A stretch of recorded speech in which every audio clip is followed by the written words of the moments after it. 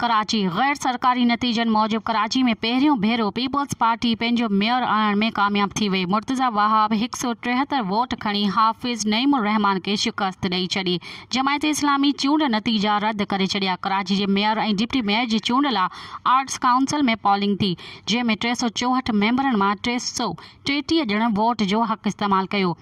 PP उम्मीदवार मुर्तज़ा वहाब ऐं सलमान मुराद 173 vote खणी कराची जे मेयर ऐं डिप्टी मेयर तौरु कामयाबी हासिल कई। जड़ त जमायत इस्लामी जे हाफ़िज़ नईमुर रहमान खे 160 वोट मिलिया।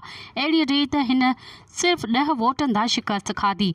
पाकिस्तान तहरीक इंसाफ़ जा 33 मेंबर वोट ॾियण लाइ न पहुता, जंहिं ते जमायत इस्लामी सख़्तु एहतजाज कयो। वोटिंग शुरू थियण खां अॻु आर्ट्स काउंसिल जा समूरा दरवाज़ा बंदि कया विया।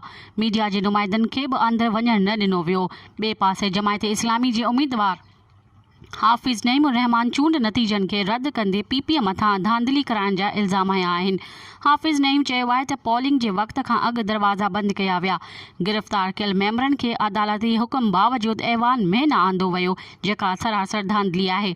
हाफ़िज़ नईम मेयर जी चूंड नतीजनि खे रद्द कंदे चयो त जमहूरी रिवायतुनि जे उपतर थियल इलेक्शन खे कंहिं बि रीति क़बूल न कयो वेंदो। हर फॉर्म ते आवाज़ उथारींदासीं। मज़ीद ख़बरनि ऐं तफ़सीलात लाइ विज़िट कयो असांजी वेबसाइट www.awamiNewsHD.com ऐं ॾिसंदा रहो अवामी न्यूज़ HD।